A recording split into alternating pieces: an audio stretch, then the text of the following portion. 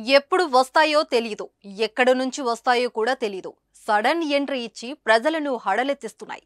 మానవజాతి అరణ్యలోకి ప్రవేశించి వాటి స్థలాన్ని కబ్జా చేయడంతో అవి కూడా అడవి నుంచి జనవాసాల్లోకి వచ్చి తీవ్ర నష్టాన్ని చేస్తున్నాయి. గత కొద్ది రోజులుగా తెలుగు రాష్ట్రాల్లో అటవీ జంతువుల దాడులు పెరిగిపోతున్నాయి.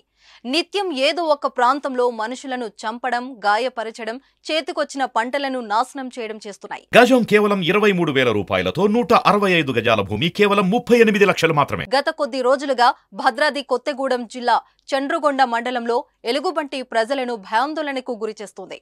వరుస దాడులతో కంటి మీద కునుకు లేకుండా చేస్తుంది.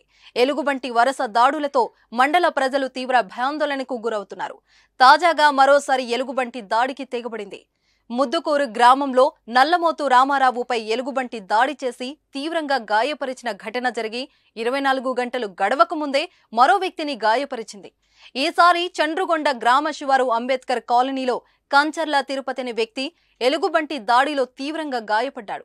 కంచర్ల తిరుపతి ఇంటి నుంచి బయటికి వస్తున్న సమయంలో ఎలుగుబంటి ఒక్కసారిగా దాడికి దిగింది. దీంతో అతడు ఒక్కసారిగా అరవడంతో గ్రామస్తులు అందరూ వచ్చి ఎలుగుబంటిని ఊరు నుంచి బయటికి తరిమారు.